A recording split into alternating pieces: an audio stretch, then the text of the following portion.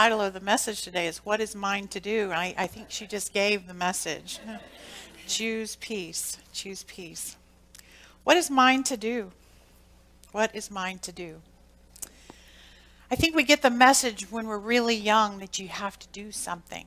You have to do something. I don't know about you, but my parents were really good at saying, don't just stand there, do something. Do something. So we know we've got to do something. And all across the Centers for Spiritual Living, we're continuing our monthly theme. In the month of May, the theme is spiritual guidance and personal responsibility. And today, we're talking about conscious action. So what is mine to do? What is my conscious action to do? And we want to do something. We're good people. We want to do something good. Sometimes I get asked the question in class or even in a one-on-one with a client. The question is, I got to find my purpose. What is my purpose? How can I make a difference? I want to do something good. And I want today to kind of outline 4 steps that you can go through to do something good, to take conscious action. Before I go into the 4 steps, though, I want to talk about that word consciousness. I often like to define it because we talk about consciousness a lot. We talk about raising our consciousness or living from the highest consciousness possible. What do we mean by consciousness? Consciousness is the awareness and ability to choose. Awareness and the ability to choose. Aware of what? Aware of our power. Aware of our identity as a spiritual being, participating fully in the process of life. And when we have the highest level of consciousness, we are aware of the power that we have, and we can choose to make a difference. We can make a choice. That's what it is.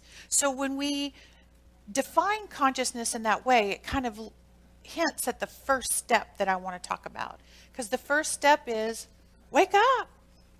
Wake up. Wake up. Waking up is one thing. Staying awake is a completely different animal.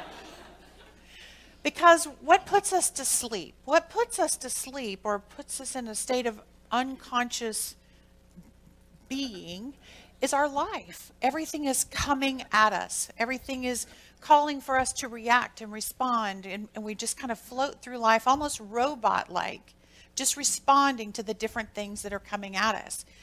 What puts us to sleep are our relationships. That's not a joke. Anyway, what puts us to sleep? What puts us to sleep are all the things that are going on, the things that we consider our problems and the situations we find ourselves in. Yes, our relationships and our jobs and everything else. It's just so much that we get unconscious, and we get so unconscious that we don't even see opportunities or different things that call forth from us a conscious action. So when we wake up, we're more aware and we have more power in our choosing. So if you've been around here for any length of time, you know that we're forever participating in this creative process. We choose by the way that we think, by the beliefs that we cling to, by the actions we take and the choices that we make. That's all creative. And I want you to think of yourself as an energy being. You're an energy being, and flowing out from you is a stream of energy constantly. Constantly you are emitting and sending out a stream of energy. Into the field of possibility we send this stream, and back from the possibility, back from the divine, comes everything just like we've sent out. So it's constantly giving and taking in this, giving and receiving in the creative process. So when we are awake and aware of our spiritualness, our spiritual identity, we can become more intentional about the energy that we send out. We control the strength and the ampage that this energy comes forth from us in. And when we are awake, we have more ability to direct that energy. So we send out in that energy flow the question, what is mine to do? And leads us to the second step, which is after we've done the giving with the question, what is mine to do? Back from the universe comes what? Ideas, insights, intuition, all kinds of possibilities, but we have to listen. So the second step is to listen. Once we're awake, we have to listen. I'm going to tell you a secret. If you're listening to Spirit, you have to get quiet. You have to get quiet. You've heard that still small voice, that little phrase, still small voice. That's because that's what it is. Spirit is always, as I said, sending in insights, ideas, intuition, all of these things are ours for the taking if we can hear them, if we can accept them into our consciousness. But we have to listen. We are distracted. Most of us are distracted all the time. We have conversations we're having, we're in the middle of drama, and we have screens. We have little bitty screens, we have screens on our wrists, we have screens on the wall, we have screens everywhere that is distracting us. And if you're around here at all, you know that we're constantly reminding you to go into meditation, to do your spiritual practice, to center yourself. All of that over and over is a reminder for us to listen, to listen. So Spirit does talk in a very still, small voice, but also if you're not paying attention to that, it'll nudge you. It'll give you this divine discontent. And yes, there is that cosmic 2x4 with your name on it. Yes, because if we're not in the quiet, we don't listen, it will get our attention. So I know that right here in this room right now, you have a higher idea for your life. You have a new idea. What is it? What is it? Is it something about your relationship? Perhaps your relationship has gotten stagnant. Or maybe you're in a job that doesn't serve you very well. Or maybe you're getting an insight that your health needs some more attention. Or perhaps it's your financial situation that needs another look or more intentionality. Something is in your mind right now, and I want you to single it out. Think of what this new idea is for your life right now, because when I go over the next two steps, I want you to be thinking of it. Now, you may have lots of them, but just pick one. Just pick one for now. Think of this one thing, this new higher idea for yourself. You've listened. Because the next step is to choose it, to choose. We must choose. We're choosing people. We're constantly choosing. Now, as metaphysicians or people here at the Center for Spiritual Living, we choose by affirmative prayer. That is one of our first steps in choosing. Because, why? Because affirmative prayer clears our mind and anchors in a new thought, this new idea for you.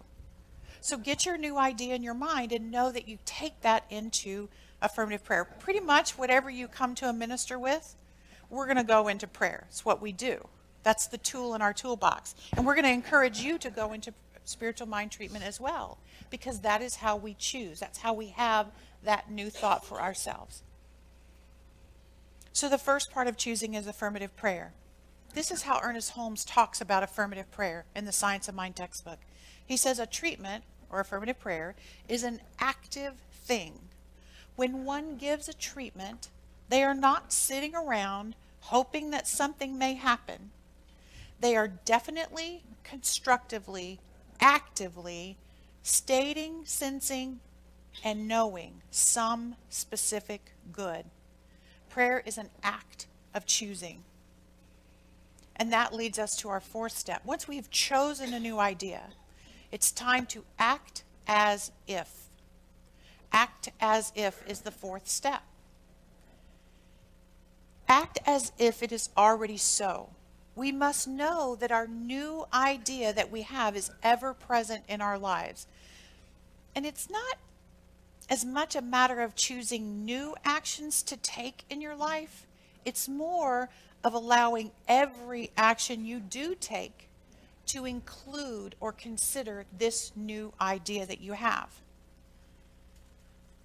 Our action is to continually and habitually create, practice until your life resonates at the level of your new idea. It favors that new idea. How do you act as if? That's a big question.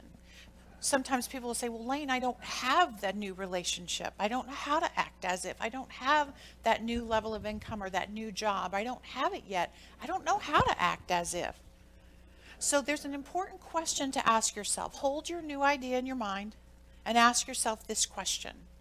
How will I feel when this new idea is my experience? Will you feel more confident? Will you feel more loved? Will you feel more powerful? Will you feel more beautiful? What is it that you will feel when your new idea is your experience? Because these feelings are vibratory, and they vibrate that energy stream that's going out from you, and that sends out a signal to the universe that this is what you wish to feel. And guess what? The universe responds with experiences, including your new idea, that resonate with that feeling. So, if you are walking around feeling deprived, you are magnetizing to yourself feelings of deprivation, experiences that help you feel deprived. If you are emitting feelings of being blessed, I am so blessed, you are drawing blessings back to yourself. If you're feeling peaceful, people who feel peaceful, they have the most peaceful experiences, don't they? It's how it works. It's how it works. Acting as if means to feel as if, to make choices and decisions that move you toward the feeling of your new idea. And the other night in class, I had this insight, and I'll share it. All those words that you just identified as what you want to feel, they all boil down to God qualities. Abundance, love, joy, peace, power, connection, harmony. Those are all the words that we use to describe the divine, the God qualities. You cannot find God qualities. You can't buy God qualities. You can't eat them. You can't relationship them. You have to be them. You have to choose them. You have to choose to see them in your world, even when appearances don't line up for that. You have to be them. So let me tell you this funny little personal story that kind of illustrates these steps. Okay, so you have to imagine me as a 10-year-old fifth grader. Okay? I was a little chubby, if that helps you. I was. So I'm in Fort Morgan, Colorado in the fifth grade, okay? And they announced to our class that the fifth grade class is going to be putting on a musical. And the musical is called Let George Do It. Now, it's about George Washington and like colonial America. So let George do it. So I was so excited because I had this idea. If we're going to be doing a musical about early America, I want to be Betsy Ross, okay? I didn't even know if there was a Betsy Ross, but I figured if we're talking about the beginning of the country, surely we get to talk about the woman who made the flag, right? So I wanted to be Betsy Ross. And sure enough, when they posted the list of characters that you could audition for, there was Betsy Ross, and she had a singing part too. So I was so excited. I just put my little name on that. I wanted to audition. I wanted to be Betsy Ross. I was so excited. So when Mr. Karras is our music teacher, when he comes and he's announcing who's going to play the different parts, he's like, George Washington will be played by so-and-so. Thomas Jefferson will be played by so-and-so. And Betsy Ross will be played by Lisa Goodman. What? What? That's my part. No, my part. The role of Indian corn dancer will be played. Yep.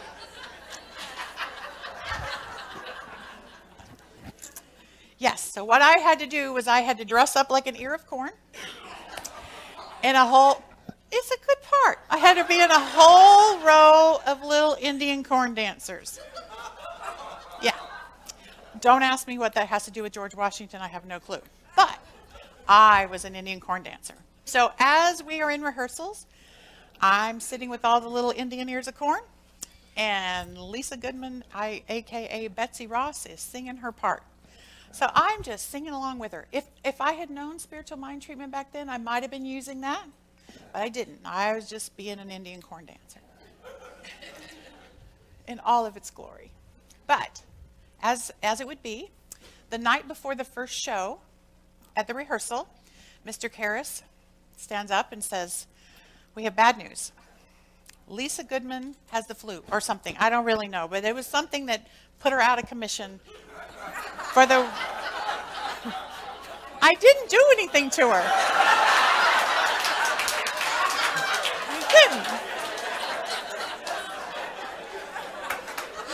I didn't. Well, Mr. Karras asked the question. He says, "Does anybody happen to know her part?" I could not have jumped up faster. I moved as fast as that little Indian ear of corn could move. Me, I know her part. So he calls me forward and he's like, "Okay, let's hear it. Let's sing it." Well, I did know the part. I was singing that in my hairbrush every night. I knew exactly the part.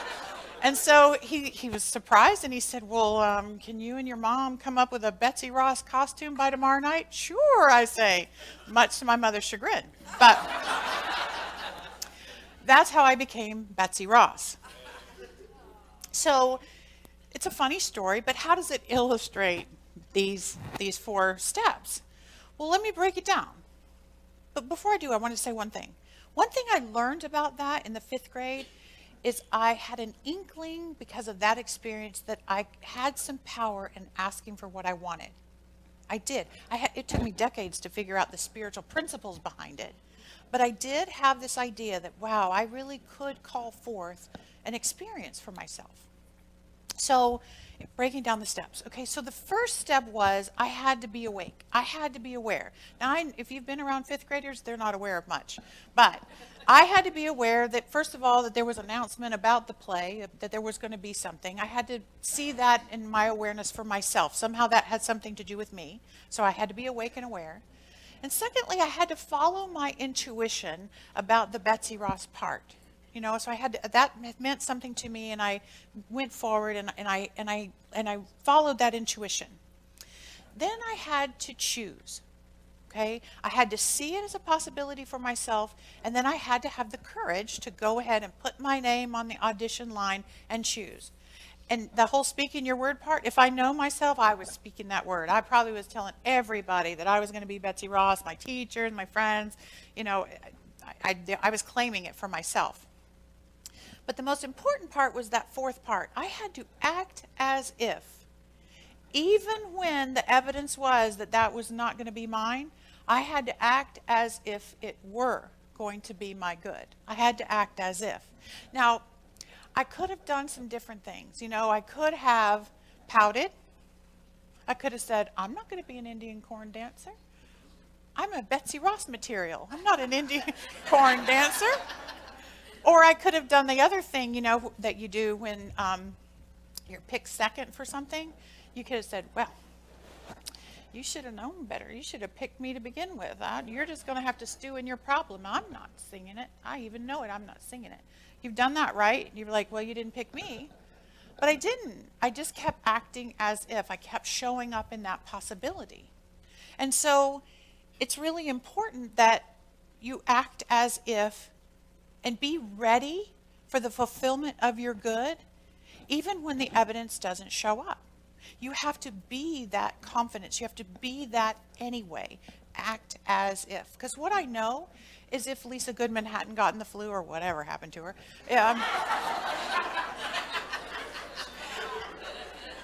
I would have drawn to me just such an experience. I would have drawn to me something like that. The story's better that I actually did get to be Betsy Ross, but we draw to ourselves that good, that level of confidence or that level of choice that we have made.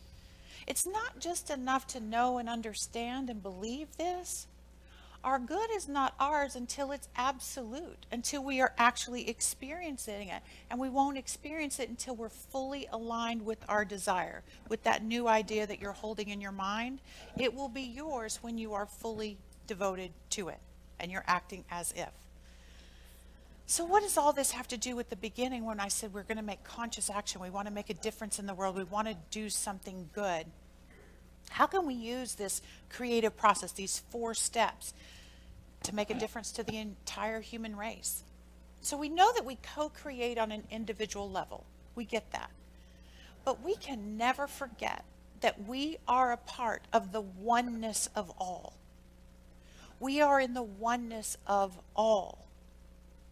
Who we are makes a difference to the all, to the allness of the human race.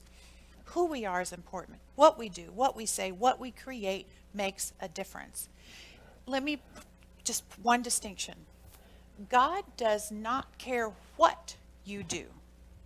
Spirit cares who you are as you do whatever you do. So whatever you do it with a high level of consciousness and with those God qualities coming through you, and you are making a difference. We are part of the human race, and we contribute to race consciousness.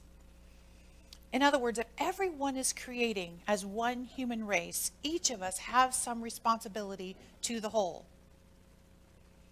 What if we consciously took action on behalf of the entire human race?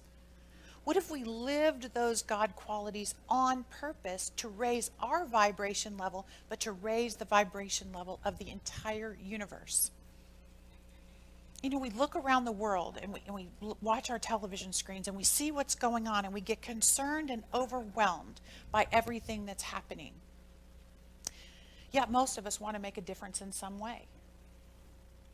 You know, here we are in our lives, and we're watching war and poverty and hunger and disease and judgment and hatred and all these things happening. But what can we do? You know, what if we became spiritual activists? What if we became spiritual activists? One of the concepts that I teach is this idea of a hula hoop. The hula hoop, and it's a round object that everybody understands what it is, okay? From wherever you are, you know what a hula hoop is. So if you understand that you have a world around you that is in your sphere of influence, that's your hula hoop.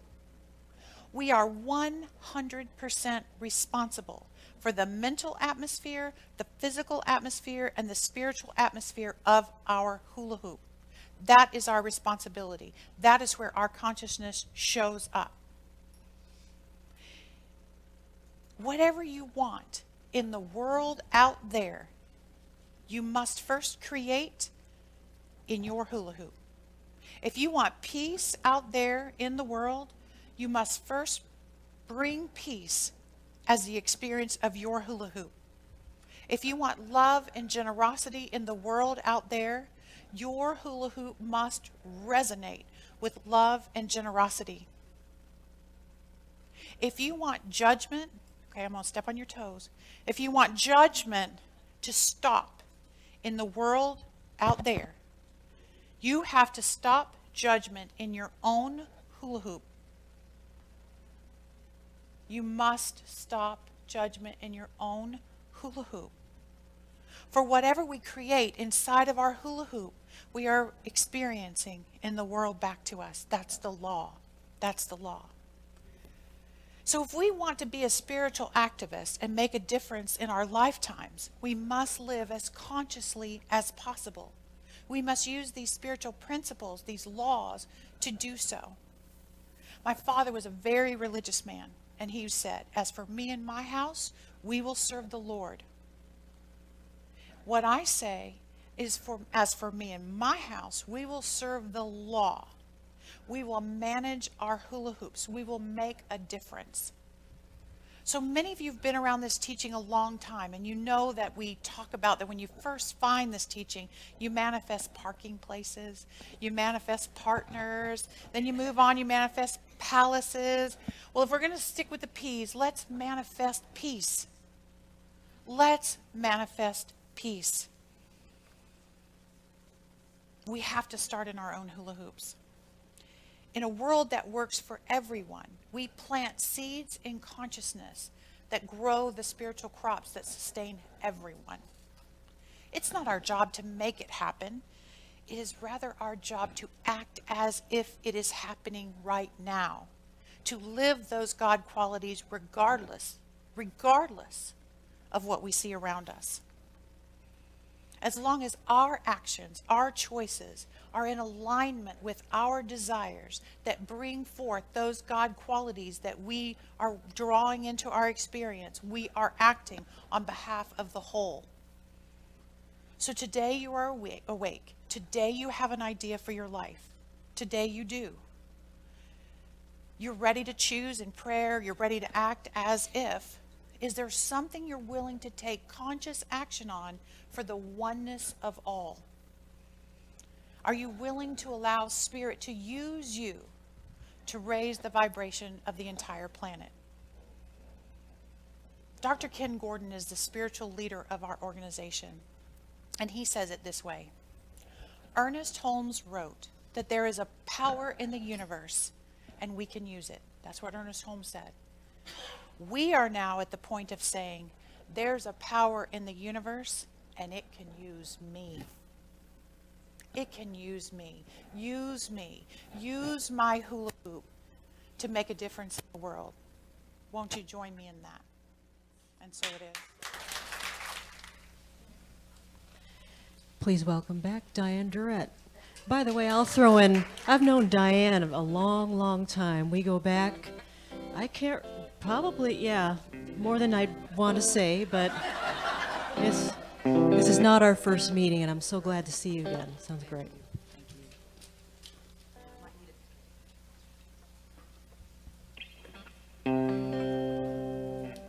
Give without warning and dare to love, cause an uprising of goodness.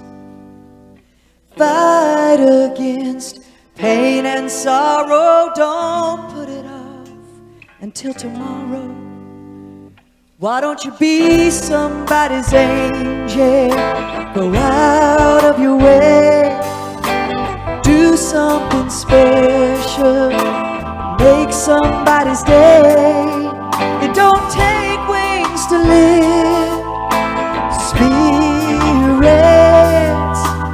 feel how good it feels to be somebody's angel.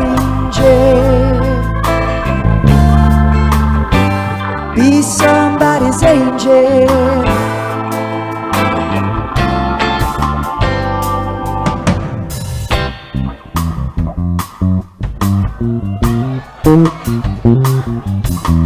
Count your blessings, be fiercely thankful, 'cause giving is what they call reciprocal. Put love in the middle, every chance you can. Your blessings will outnumber the grains of sand. Why don't you be somebody's angel? Go out of your way, do something special. Why don't you make somebody's day? It don't take wings to lift. Spirits, feel how good it feels to be somebody's angel. Somebody's angel.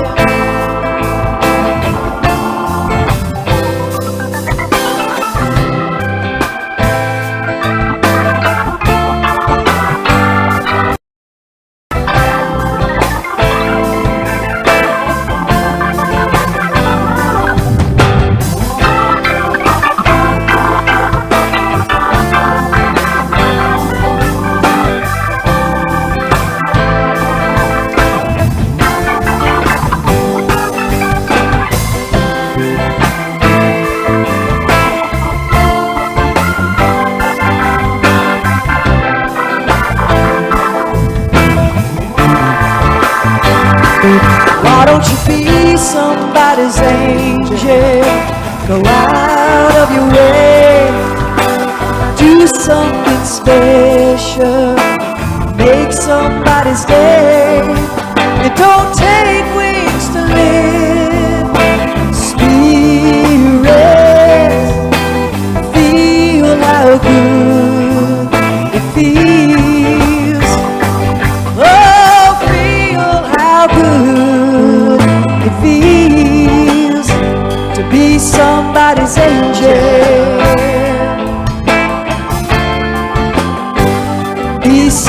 somebody's angel.